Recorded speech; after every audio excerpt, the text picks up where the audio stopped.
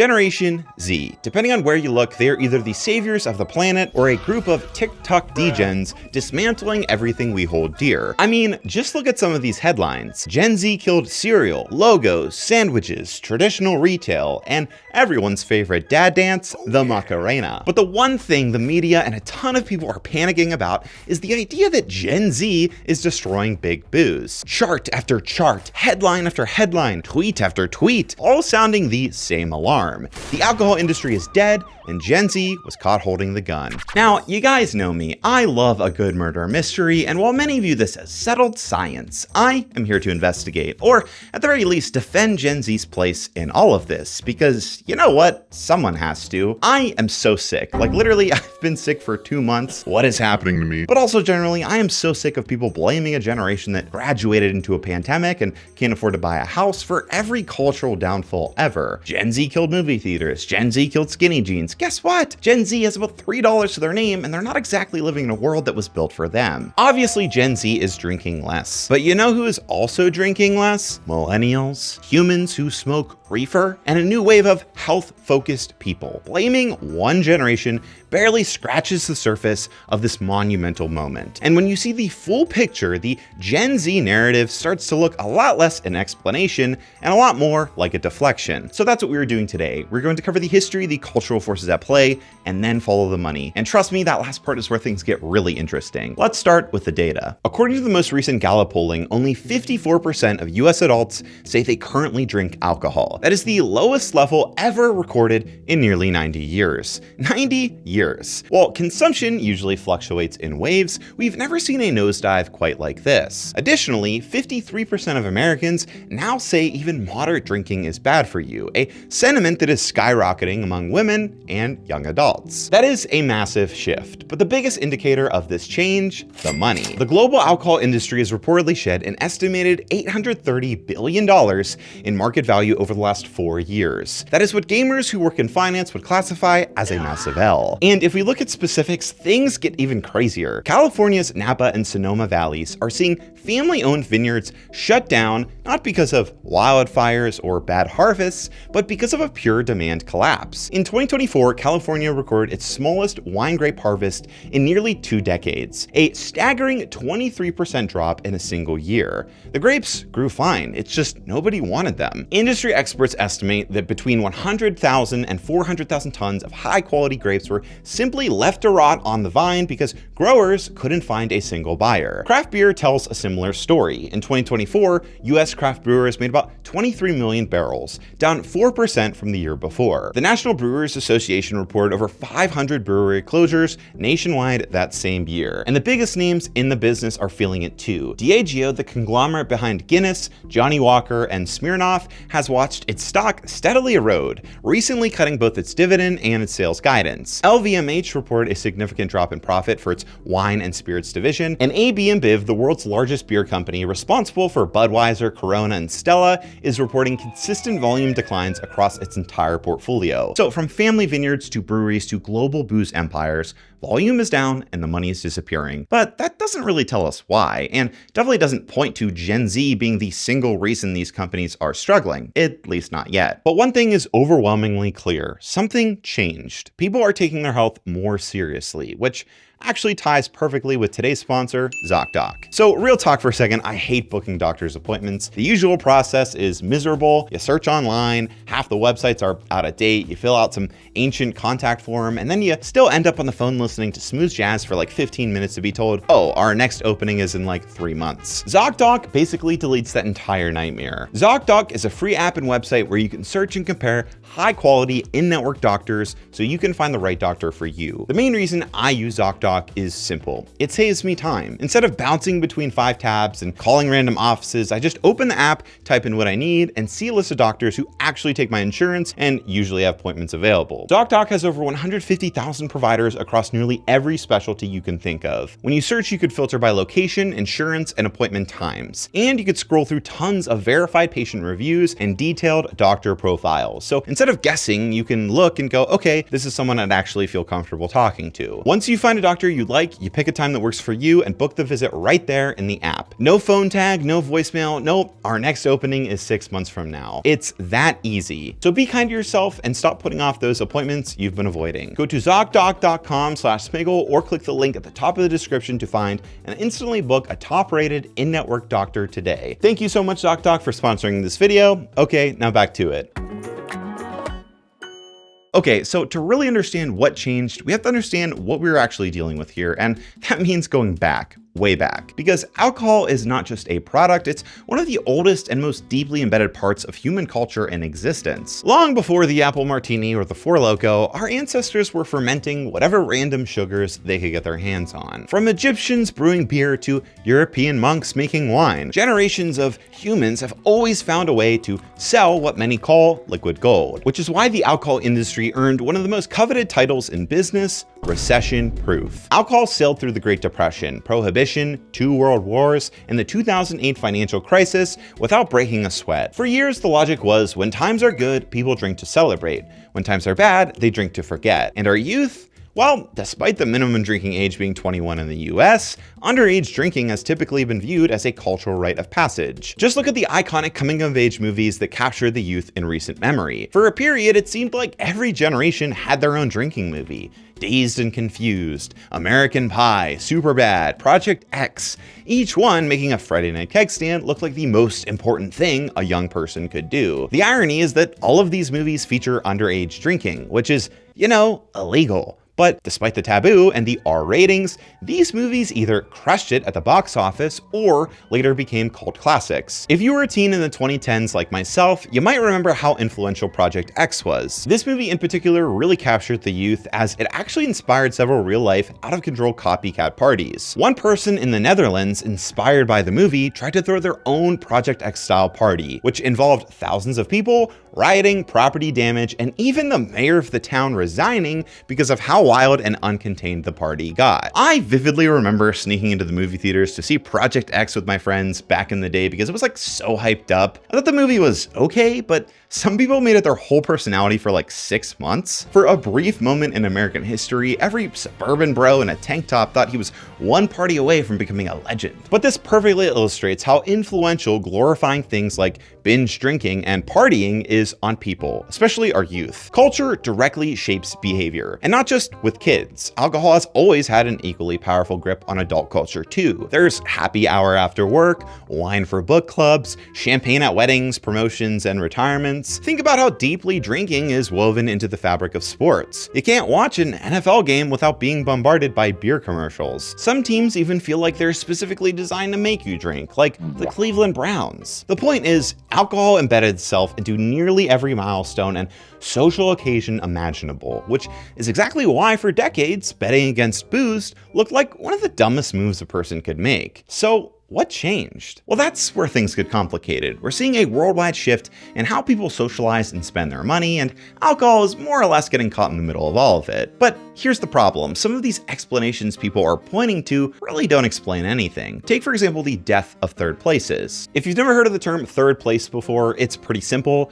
Your first place is your home, your second place is work or school, a third place is the spot in between. Historically, these places were pubs, clubs, bars, social centers, coffee shops, malls, or really anywhere you might spend your Friday night. Drinking is baked into many of these third places, and when the number of third places decline, drinking, in theory, should decline too. And look, that's not wrong, but it's not the best explanation either, because it's a classic chicken versus the egg situation. Did people start drinking less, which caused bars to close, or did bars close, which caused people to start drinking less? You can't use one to explain the other when they're moving together. The same problem shows up when people point to the cost of going out. Bars and restaurants run on razor-thin margins. When attendance drops, prices usually go up to survive. So did prices rise because fewer people were coming, or did fewer people come because prices got too high? Again, chicken versus the egg. This lack of nuance is also being applied to the conversation about Gen Z. There is one chart in particular that has been bouncing around social media for months. You've probably seen some version of it. Boomers, Gen X, and millennials each spending more than $20 billion a year on alcohol. And then Gen Z way off to the side at about $3 billion. On screen, it looks like a smoking gun. Exhibit A in the case of Gen Z killed the alcohol industry, but there's a huge problem with how this chart's being used. First, half of Gen Z is not even old enough to drink legally in the US. Of course, a generation where millions of people are still teenagers is not going to outspend boomers who have had 40 years of bar tabs under their belt. Second, the chart is not actually measuring drinking habits. It's measuring total spending for households where the head of the household is Gen Z. That is a tiny slice of the generation, mostly people in their late to mid 20s with much lower incomes than older generations.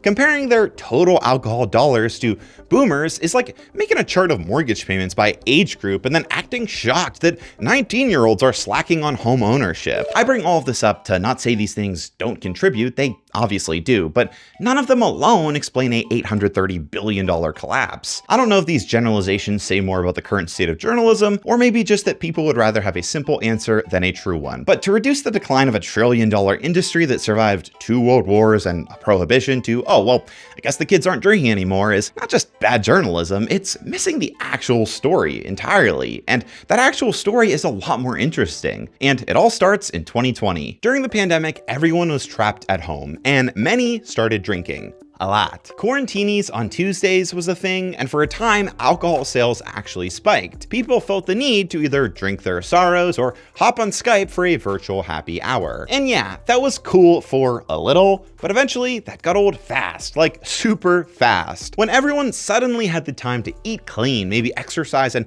actually pay attention to how their bodies felt, people realized, wow, I actually like feeling good. Around this same time, people also started being more open about their mental health, something that's been unfortunately stigmatized for decades. The pandemic opened a door that needed to be opened for a long time, and the proof is in the pudding. The global wellness industry has doubled in size since 2013, recently hitting a record $6.8 trillion. This includes gyms, supplements, skincare, spa treatments, and yes, therapy. People want to be healthy. That is a focus now more than ever. And guess what? Alcohol does not fit neatly into the wellness aesthetic. It wrecks your sleep, adds calories, spikes anxiety, and makes your smartwatch yell at you. This vibe shift gained even more traction in 2023 when the World Health Organization dropped a statement on alcohol consumption that went viral, stating that no amount of alcohol is actually safe for your health. It was a jarring contrast to the old "a glass of red wine every day is good for your heart" myth. Then in August 2025, Stanford Medicine basically torched whatever was left of that argument. Their researchers confirmed that even low levels of alcohol consumption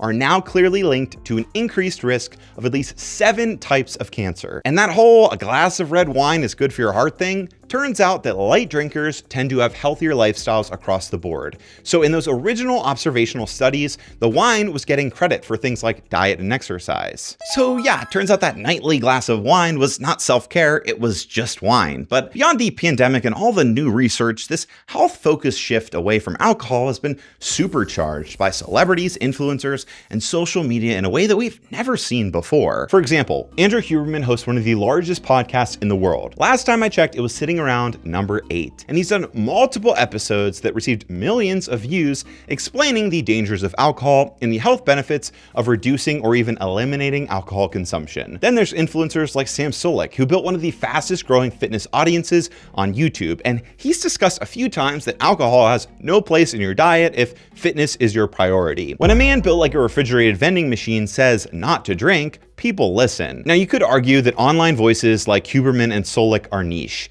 but we are seeing the same message bleed into mainstream celebrity culture. Billie Eilish, for example, has been vocal about the fact she doesn't drink or do drugs, famously telling Vogue that she's never been high. She's even written songs like Zanny that describe the dangers of substance use in young adults, famously saying she can't afford to love someone who isn't dying by mistake, which is a harsh yet beautiful line that cuts deep if you've ever been in love with somebody who is self-destructive. A lot of people know exactly what that feels like.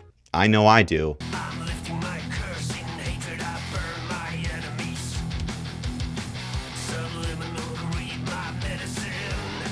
But in all seriousness, to have one of the biggest pop stars on the planet make being clean a core part of her identity sends a massive signal to her fans that you don't need a vice to be edgy or creative. It reframes the rock star trope that's existed for decades. And the people listening to that message every day are who again? Oh yeah, millennials and Gen Z. But perhaps the most influential story and cultural data point we have right now belongs to Tom Holland, aka Spider-Man. Tom Holland is generally one of the most famous people alive, and he's been incredibly open about his relationship with alcohol. His path started with dry January, the practice of going alcohol-free for the first month of the year, which he found surprisingly difficult. He realized that his first thought every day was about when he could have his next drink, and that realization scared him. Instead of just going back to the pub in February, he stayed sober and eventually launched Bureau, his own premium non-alcoholic beer. It was kind of crazy to see this play out in real time. When Bureau launched, thousands of people made fun of him online, and then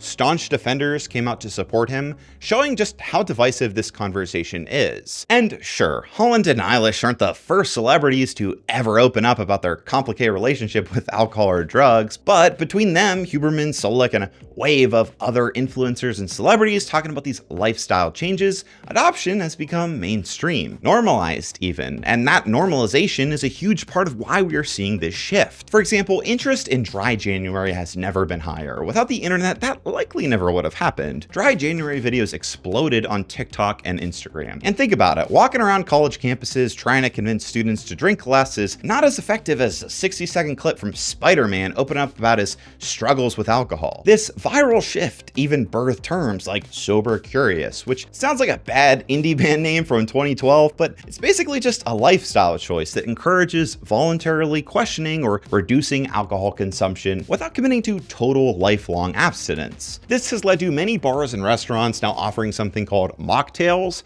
fun drinks with no alcohol in them, to try and capitalize on this new age sober movement. Think a pina colada without the rum or a margarita without the tequila. And yes, people are paying top dollar for these. Research suggests that mocktails are one of the fastest growing categories on menus. Interest has surged 142% over the past 4 years, and they're projected to grow an additional 97% through 2028. 5 years ago, if you ordered a fancy juice at the bar, someone would ask if you're pregnant or on medication. Now we have basically reinvented juice, put it in a nice glass, and added some rosemary and said, that'll be $15. Now, I don't want to give you the wrong idea. This all sounds really promising. As an optimist and someone who generally roots for good change, I like the idea of people cutting back on something that is proven to cause cancer and generational harm. But unfortunately, humans are still humans, and humans, especially young ones, rarely just stop having vices. Just because we're seeing drinking go down doesn't necessarily mean partying is down, or even drug use for that matter, or a dependency for drugs. Some people smoke, some people use nicotine, some people drink Monster energy drinks and play Counter-Strike until 4 in the morning. The point is, the desire to alter your brain has not gone away. It has just diversified, and that diversification is another problem for big booze. Zyn in particular is noteworthy in this discussion. If you've been on a college campus or corporate office lately, it seems like nicotine pouches have become the unofficial sponsor of millennials and Gen Z. It's discreet, efficient, and being treated as the ultimate health optimization loophole. In 2024, Philip Morris reported that Zyn shipments grew by nearly 80% year over year, and they show no signs of slowing down. And while functionally it's a different type of drug compared to alcohol, it's still providing people a way to catch a buzz with less shame. But nothing is competing against alcohol quite like cannabis. In states where it is legal, research increasingly suggests that alcohol and cannabis are in direct competition for the same dollars and the same Friday nights. A growing number of people, particularly younger adults, are finding cannabis a more appealing option. In fact, one recent survey found that 1 in 3 millennials and Gen Z adults now identify as California sober. That means they avoid alcohol but still use marijuana. Additionally, a separate report found 36% of cannabis users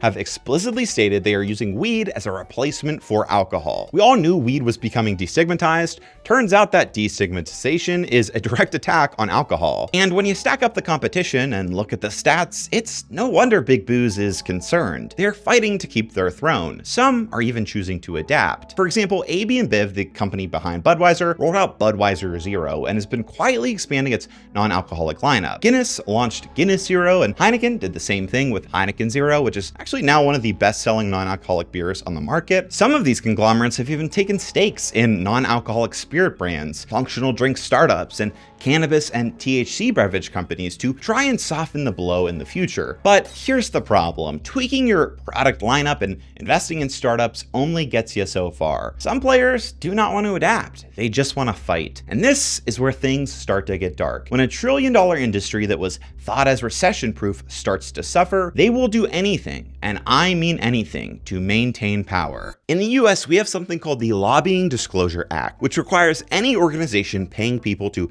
influence the federal government to file public reports. There is a literal searchable database at lda.gov where you can see who is paying whom, how much, which politicians or agencies they're targeting, and exactly what issues they're trying to influence. Crazy, huh? But it gets better. Instead of companies directly giving their money to politicians, they'll often route it through trade associations. And in our case, we are seeing alcohol companies do this with the Beer Institute and the Distilled Spirits Council. It's not that individual companies are banned from lobbying on their own, they obviously can and do that, but using a trade association gives corporations big advantages. They can pool money with their competitors, so the lobbying push is bigger. They can reframe everything as the voice of American beer instead of please protect our profit margins. If a lobbying campaign goes wrong, the brand's name is not the one plastered on the report, the trade association's is. And what are these alcohol trade groups actually lobbying for? Well, if we dig into those public filings I mentioned earlier on lda.gov,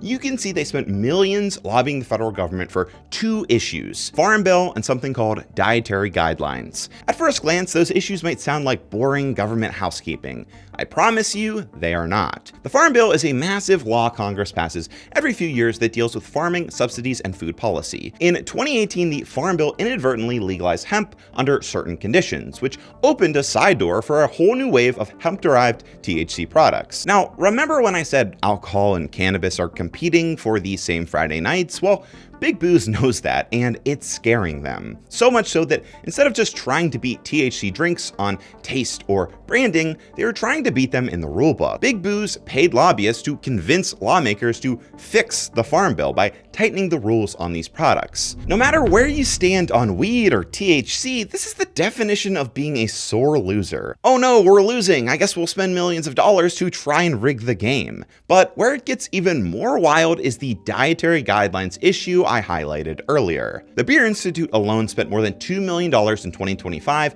lobbying on dietary guidelines specifically. After the WHO, Stanford, and virtually every major public health association spent years building a case that alcohol causes cancer, the US Surgeon General pushed for the 2025 dietary guidelines to finally say it plainly. But by the time the final guidelines came out, those specifics were gone, softened to vague phrasing, the cancer message buried. And just like that, Big Booze lives to fight another day. And this, honestly, is where the Gen Z kill drinking narrative starts to look even more ridiculous. Because if the only problem was a bunch of 20-year-olds talking about dry January on TikTok, you would not see some of the largest and most powerful companies in the world spending millions of dollars trying to nudge science, guidelines, and the cannabis laws in their favor. The fact they're fighting this hard tells you the threat is structural, not generational. And when we take a step back and really analyze everything we talked about today, I think the answer becomes pretty obvious. Gen Z did not single-handedly kill alcohol. They're just the first generation to grow up in a world where alcohol is worse PR, more competition, fewer default rituals, and where saying I don't drink is socially acceptable. Big Booze's problem is not one generation. It is that the entire environment shifted faster than they did. A pandemic rewired how society approaches health. People became more conscious about what they put in their bodies, how they sleep, how they feel, and what actually improves their lives versus what just got normalized over decades of commercials and Hollywood movies. And at the same time, science, social media, and pop culture all started reinforcing the same message from completely different angles that drinking less was no longer something to hide or justify. Now, with that said, it's not like drinking is disappearing. There will still be bars, weddings, tailgates, and cold ones for many after a long week. What is dying is the version of alcohol that assumes every adult would drink by default, drink often, and would never really question it. And if you're a company that spent the last 50 years betting that human behavior would never change, Gen Z is not your biggest problem. Reality is. I I generally don't know why people like to blame Gen Z for everything, but I do think people should stop, not because it's mean or anything, but because it's a bad argument. Give them 10 more years, some disposable income, and for the love of God, some affordable housing, and then let's have a real conversation about their consumer behavior. Until then, maybe we stop pointing fingers at the youngest adults in the room and start paying attention to the trillion-dollar industry quietly lobbying to keep you uninformed. But yeah, that's my 2 cents on the matter. I hope you learned something today. Thank you so much for watching. Thank you, ZocDoc, for sponsoring this video, and an extra special thanks to my Patreon supporters. You guys are the best. I appreciate you so much. Until next time, bye-bye.